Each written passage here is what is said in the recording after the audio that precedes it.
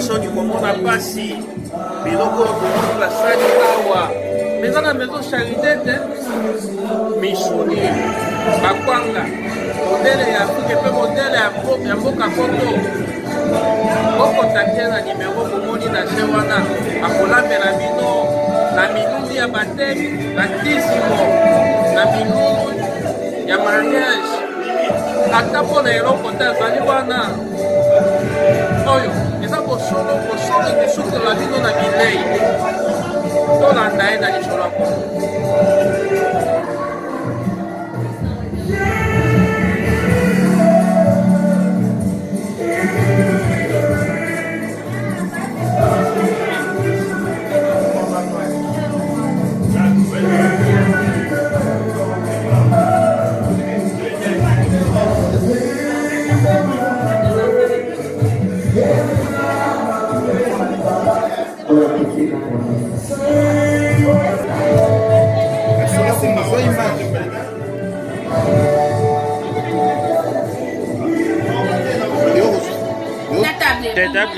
Table eza bon comme na mayo non naza ya service traité la charité toza groupe donc tolamba na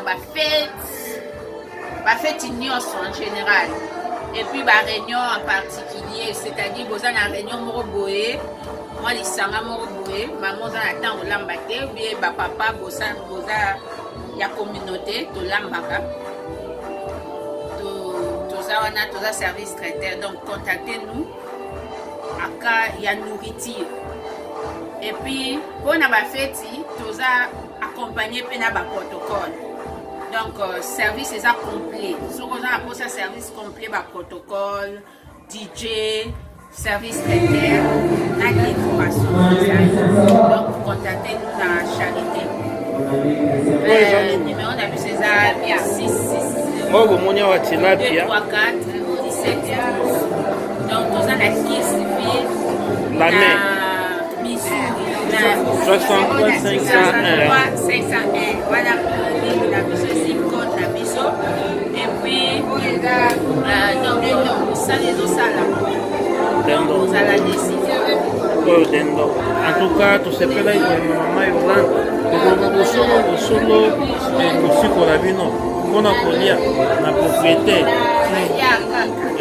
loso ya langi ya motane tozala na makaroni oyo ya ndundu na makaroni.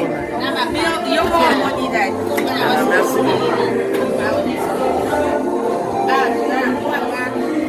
Oyo kwanga neti kaka na film ya Congo.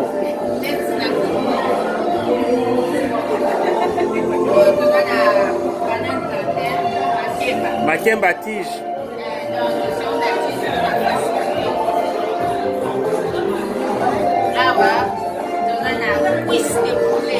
Oh, cuisse de poulet.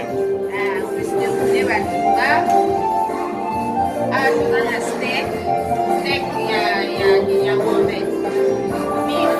Beef. Pomme de terre oyo ya kopumbwa. Ya kopumbwa. Pomme de terre sauté. Oh. Ok. Ngulube ya kotumba ya na molinga.